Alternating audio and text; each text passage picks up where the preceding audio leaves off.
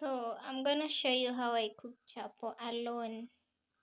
No matter how many chapos you're cooking, if you use this method, you'll not struggle. So just watch.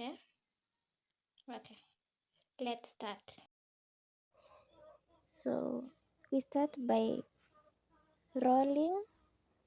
You see, I'm using a table to roll on. There's some white stuff, that's flour. I'm using flour to avoid sticking. I'll show you how when you don't use flour when you're rolling, the chapo sticks on the table and it becomes hard for you to lift it. So it's good to use some flour when rolling. You just apply it on the sides, and then when you're rolling, you flip, you twist, you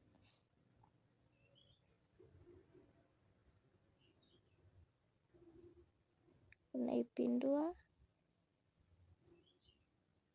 you roll it so that it becomes uniform. You roll while turning over. That way you'll be able to make a perfect circle. Even if it's not perfect, it will be a good circle. You just flip it to the side that you see is fat while applying the flour. You dry it just a little bit. Then I'll show you how to make those balls. You just lower it like as if you're rolling something just simple. Something so simple. To cook chapati is so simple. You roll them and then you cook. Now I want to start to fry them.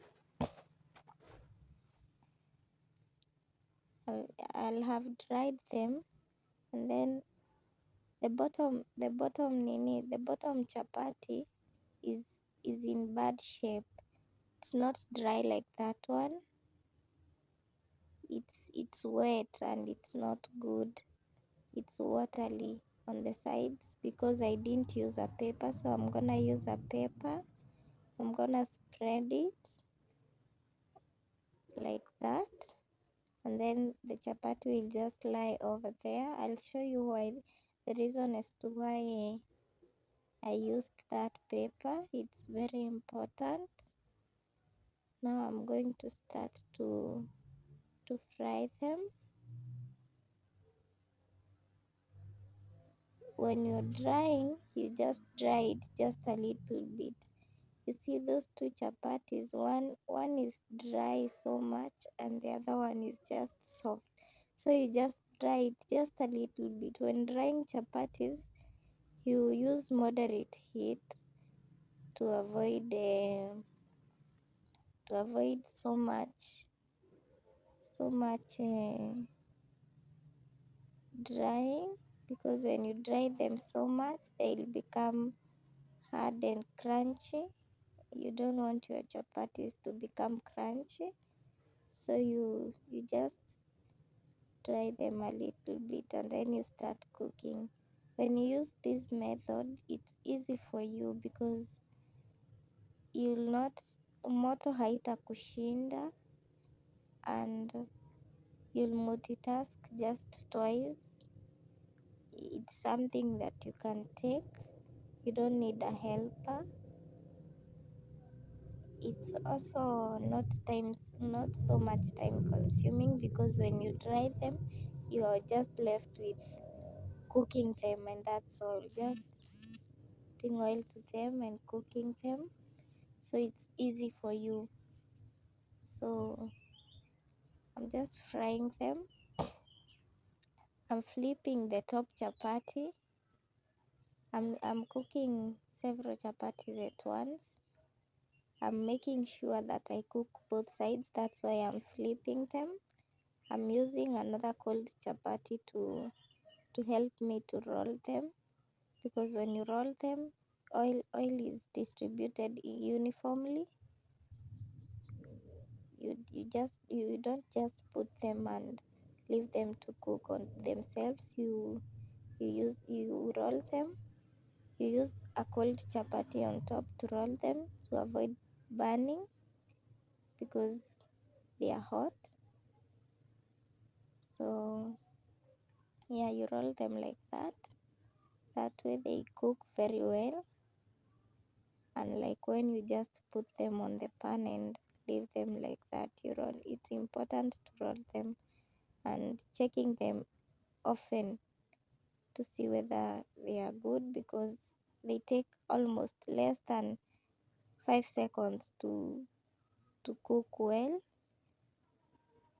When you have enough heat, they don't take so long. They just take few seconds to burn to one side, and then you flip to burn it to the other side.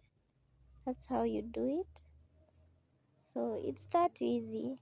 Cooking chapati is very easy. You can see it yourself. Just cook them as you put them in the bowl that I had previously put some pepper down, because it helped me so much. You see, the pepper is so important. My chapatis are all good to go. I have some cooked. You don't cook them at once. You cook one by one, side by side. You cook one side, you flip the other side, you cook it. You can use any method. You can use cooking 2 chapatis at a time. You can use cooking 3 chapatis at a time. You can use any method you want, so long as you cook both sides of the chapati and you use a cold chapati on top to avoid burning.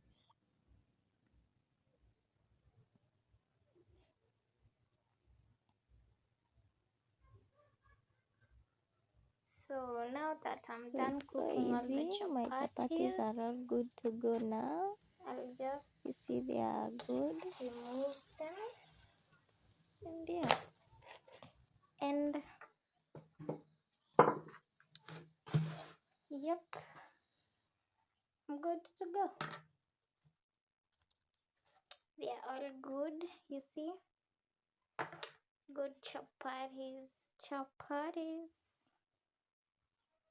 They are nice. Ouch, it's hot. So that's how you do it. And then you arrange your things.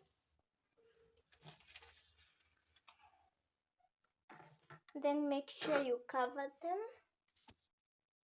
Make sure you cover them because it's good for them to be covered, for them not to dry up.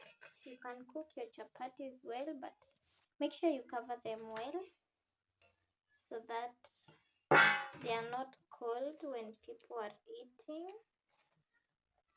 And yep, they're all good to go. I told you I'll show you the chapati that will be down.